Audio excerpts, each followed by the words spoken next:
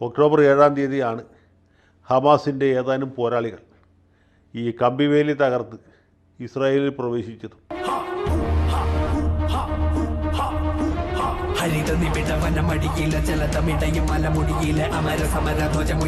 അവിടെ ഉണ്ടായിരുന്ന ചില മൂരാച്ചികളെ വെടിവെച്ച് കൊന്നത്. വേറെ ഒന്ന് രണ്ട് പേരെ അല്ല, 10,000-2,000 പേരെ ബന്ദികളാക്കി പിടിച്ചുകൊണ്ടുപോയത്. ഇത് ലോകത്ത് വലിയ കോളിളക്കം സൃഷ്ടിച്ച ഒരു സംഭവമാണ്. ഈ ജൂതന്മാരെയും അവരുടെ പിന്തുണക്കാരായ അമേരിക്കക്കാരെയും ഞെട്ടിച്ച ഒരു മഹാസംഭവമാണ്. അതിനർത്ഥം നിങ്ങളുടെ ഹീറോ തോറ്റെന്നാണോ? തോറ്റുപോയി. ഇതിനാണ് നമ്മൾ ഹമാസിന്റെ ചെറുത്തുനിൽപ്പ് എന്ന പേരിൽ വിശേഷിപ്പിക്കുന്നത്. ഇപ്പൊ നിങ്ങളുടെ ഹീറോ എന്ത് ചെയ്യുന്നു? Will he give up? പക്ഷേ ഹമാസിന്റെ ഈ ചെറുത്തുനിൽപ്പിനെതിരെ സാമ്രാജ്യത്വ ശക്തികൾ ഒന്നിക്കുകയാണ്. മുറിവേറ്റ സിംഹത്തിന്റെ ശ്വാസം ഗർജനത്തേക്കാൾ ഭയങ്കരമായിരുന്നു. ഇസ്രായേൽ തിരിച്ച് വലിയ പ്രത്യാക്രമണം സംഘടിപ്പിച്ചു. ഈ പ്രത്യാക്രമണത്തിൽ ഇതുവരെ ഏതാണ്ട് 50,000-ന്റെ അടുത്ത് സാധാരണ മനുഷ്യർ കൊല്ലപ്പെട്ടിട്ടുണ്ട്. അതെ, ഞാൻ വേണ്ടെന്ന് പറഞ്ഞത് അവനെ തല്ലണ്ടെന്നല്ല, അവന്റെ കയ്യിൽ നിന്ന് തല്ല് കൊള്ളണ്ടാന്നാ പറഞ്ഞത്. അതിൽ ഹമാസുകാരുടെ എണ്ണം വളരെ കുറവാണ്. 10,000-12,000 പേര് മരിച്ചിട്ടുണ്ട്. ബാക്കി അധികം പേരും ഈ ഗസയിലെ സാധാരണ മനുഷ്യരാണ്.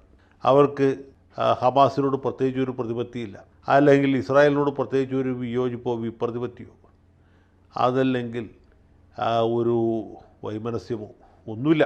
അതുപോലെ തന്നെ ഹമാസിനോട് പ്രത്യേകിച്ച് ഒരു താല്പര്യമില്ല. പക്ഷേ ഇസ്രായേലുകാർ ബോംബിടുമ്പോൾ ഇത് ഹമാസിനെ അനുകൂലിക്കുന്നവനാണോ ഇസ്രായേലിനെ അനുകൂലിക്കുന്നവനാണോ എന്ന് മനസ്സിലാക്കിയിട്ടല്ല ചെയ്യാം. കൈവിട്ട ആയുധം, പാവിട്ട വാക്ക്, രണ്ടും തിരിച്ചെടുക്കാനാവില്ല. ഓർക്കണം, ഓർത്താൽ നന്ന്. അതുകൊണ്ട് ബോംബാക്രമണത്തിൽ നിരവധി ആളുകൾ കൊല്ലപ്പെട്ടു. ഈ ഷെല്ലാക്രമണത്തിലും അതുപോലെ ടാങ്കാക്രമണത്തിലുമൊക്കെ ഒരുപാട് പേർ മരിച്ചു.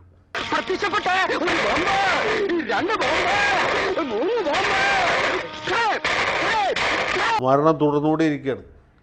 ഈ പരമനീചന്മാരായ ഇസ്രായേലുകാർ യുദ്ധം നിർത്താൻ തയ്യാറില്ല. ഹമാസിൻ്റെ പ്രമുഖ നേതാക്കന്മാർ പലരും ഇതിനകം തന്നെ ആ മയ്യത്തായി പരലോകത്ത് എത്തിക്കഴിഞ്ഞു. അയ്യോ, ഓർമ്മിപ്പിക്കല്ലേ പൊന്നെ. അതൊന്നും സാരമില്ല. ബാക്കിയുള്ളവരിങ്ങനെ ഊഴം കാത്ത് നിൽക്കുകയാണ്. ഇപ്പോൾ വരും, നാളെ വരും എന്ന് വിചാരിച്ച്. ഈ ഗസ എന്ന പേരുള്ള പ്രദേശം ഇപ്പോൾ കല്ല് കാണാത്ത രീതിയിൽ നിലം പരിശായി കഴിഞ്ഞു. അവിടെ ഉണ്ടായിരുന്ന ആളുകളൊക്കെ അഭയാർത്ഥികളായിട്ട് ജീവനും കൊണ്ട് പല സ്ഥലത്തേക്ക് പോയി കഴിഞ്ഞു. ഇപ്പോൾ ഹമാസന്മാരും ഇസ്രായേലും മാത്രമേ ചിത്രത്തിലുള്ളൂ. അൽ ഖസാം ബ്രിഗേഡ് അങ്ങനെ ചെയ്യും ഇങ്ങനെ ചെയ്യും എന്നൊക്കെ പറഞ്ഞിരുന്ന കുറേ ആൾക്കാർ നമ്മുടെ കൂട്ടത്തിലുണ്ട്. ഇവരാരെയും ഇപ്പോൾ കാണാനില്ല. അൽ ഖസാം ബ്രിഗേഡിനെ തന്നെ കാണാനില്ല. നീ എവിടെ പരിപാടി അവതരിപ്പിച്ചാലും ഇത് തന്നെയാണല്ലോ അതിന്റെ വിധി. ഇതാണ് പാലസ്തീനിലെ പോരാട്ടത്തിൻ്റെ ഒരു സാമാന്യ ചിത്രം എന്ന് നമുക്ക് മനസ്സിലാക്കാം. പക്ഷേ പ്രശ്നം അവിടെയല്ല കിടക്കുന്നത്. ഇവിടുത്തെ പിന്തുണക്കാർ തന്നെ പലരും കൊടിയും മടക്കി വീട്ടിൽ പോയി എന്നുള്ളതാണ്. പാർലമെൻറ്റ് തെരഞ്ഞെടുപ്പിൽ വലിയ തിരിച്ചടി ഉണ്ടായതിനു ശേഷം സേവ് ഗസ പരിപാടികളിൽ നിന്ന് CPM-കാർ, DYFI-കാർ, ജനാധിപത്യ മഹിളാ അസോസിയേഷൻകാരൊക്കെ പിന്മാറി.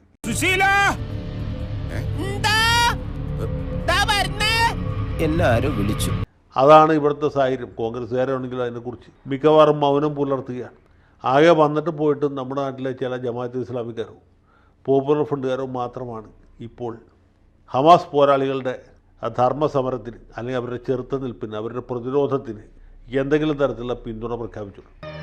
അങ്ങനെ പടക്കടകുദാഹവ എന്തൊക്കെ മേളമായിരുന്നു. പാട്ട്, ഡാൻസ്, കൂത്ത്.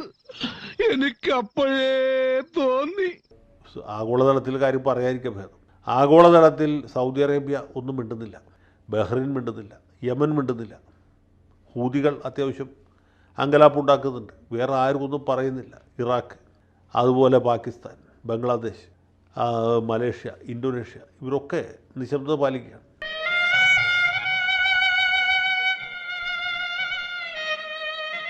റഷ്യ ഉടനെ സഹായിക്കും, നാളെ സഹായിക്കും, മറ്റന്നാൾ സഹായിക്കും എന്നൊക്കെ പറയുന്നുണ്ടെങ്കിലും സത്യം പറഞ്ഞാൽ റഷ്യയും ഈ ഗസയുടെ ഒരു തകർച്ചയാണ് കാത്തിരിക്കുന്നത് എന്നെനിക്ക് തോന്നുന്നു.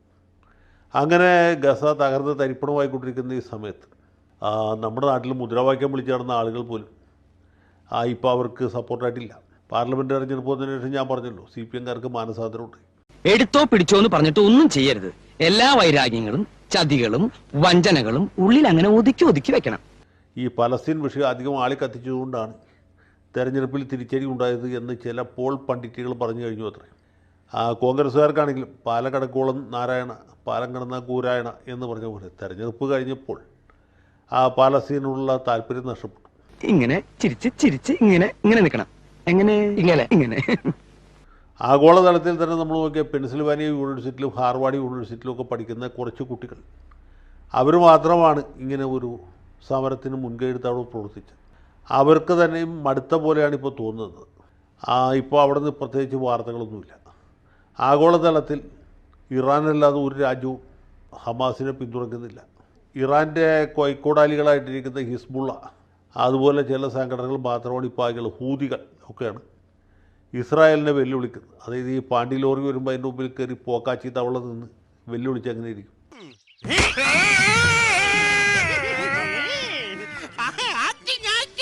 നമുക്കറിഞ്ഞൂടെ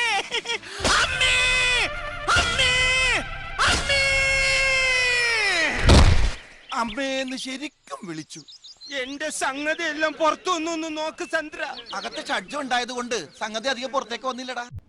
അതാണ് ഇവരുടെ അവസ്ഥ. ഇറാൻ്റെ ഭീഷണി ഒരു ഭാഗത്ത് നിൽക്കുന്നു, യമൻ വേറൊരു ഭാഗത്ത് നിൽക്കുന്നു, അങ്ങനെ റഷ്യ തലയ്ക്ക് മീതെ നിൽക്കുന്നു എന്നൊക്കെ പറയുന്ന ആളുകൾ ഇപ്പോഴുണ്ട്. പക്ഷേ ഇതൊന്നും പ്രാവർത്തികമല്ല എന്നുള്ള കാര്യം ഇവർക്ക് എല്ലാവർക്കും മനസ്സിലായി കഴിഞ്ഞാണ്. അങ്ങനെ ഹമാസ് ഇപ്പോൾ 50,000-ഓളം അടുക്കുന്നു മരണസംഖ്യ. അതിൽ തന്നെ ബഹുഭൂരിപക്ഷം സ്ത്രീകളും കുട്ടികളായിട്ടിരിക്കുന്നു. അപ്പോൾ നമ്മൾ ചോദിക്കുന്ന ചോദ്യം ഇതാണ്, ഹമാസ് എന്ത് നേടി എന്നുള്ളതാണ്. ചെറിയ വട കൊടുത്ത് വലിയ വട വാങ്ങിച്ചു. എന്ത് ചൂട് വടക്കോ? അല്ല, ഇവിടെ ചൂടേ ഫാനിലടാ ഉണ്ടെങ്കിൽ കാറ്റുള്ളായിരുന്നു. എന്റെ കാറ്റ് ഇപ്പൊ പോവും, അതുകൊണ്ടോ? ഹമാസ് എന്ത് നേടിയെന്ന് ചോദിച്ചാൽ ഷിഹാബ് പൂക്കോട്ടൂരിൻ്റെ പക്ഷേ പറഞ്ഞാൽ ഹമാസിൻ്റെ ഇൻവെസ്റ്റ്മെൻറ്റ് വർദ്ധിച്ചു. ആ ഇൻവെസ്റ്റ്മെൻറ്റിൽ ഏതാണ്ട് 50,000-ഓളം മനുഷ്യജീവികളുടെ പേരുകൾ കൂടി കൂട്ടിച്ചേർക്കാൻ കഴിയും. ചില നേരത്തെ സത്യങ്ങൾ നുണയായിട്ടേ മറ്റുള്ളവർക്ക് തോന്നും. അതിൽ തന്നെ ബഹുഭൂരിപക്ഷം സ്ത്രീകളും കുട്ടികളും വൃദ്ധന്മാരുമാണ്. തണ്ടും തടിയുള്ള അല്ലെങ്കിൽ നിവർന്നു നിൽക്കാൻ ആരോഗ്യമുള്ള ചെറുപ്പക്കാരെ അധികം അങ്ങനെ ഈ യുദ്ധത്തിൽ പോയി മരിച്ചവരധികമില്ല. മരണസംഖ്യ 50,000 കടന്നെങ്കിൽ പോലും.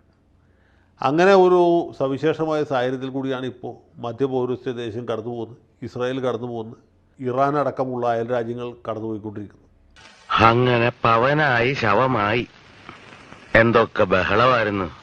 മലപ്പുറം കത്തി, മെഷീൻ ഗണ്ണ്, ബോംബ്, ഒലക്കര മൂട്. അപ്പോൾ ഇതെവിടെ ചെന്ന് അവസാനിക്കും എന്ന് ചോദിച്ചാൽ എനിക്ക് ഉത്തരവില്ല. തീർച്ചയായിട്ടും ഇത് മനുഷ്യരാശിയുടെ ദോഷത്തിനാണ്, നാശത്തിനാണ്, അതിൻ്റെ രക്ഷയ്ക്ക് വേണ്ടിയിട്ടല്ല എന്ന് നമുക്ക് ഉറപ്പിച്ച് പറയാം. എനിക്ക് മുമ്പ് സംസാരിച്ച മഹത് വ്യക്തിയുടെ അഭിപ്രായങ്ങളോട് 100% ഞാൻ യോജിക്കുന്നു. ഞാൻ പോകുന്നു. Bye bye.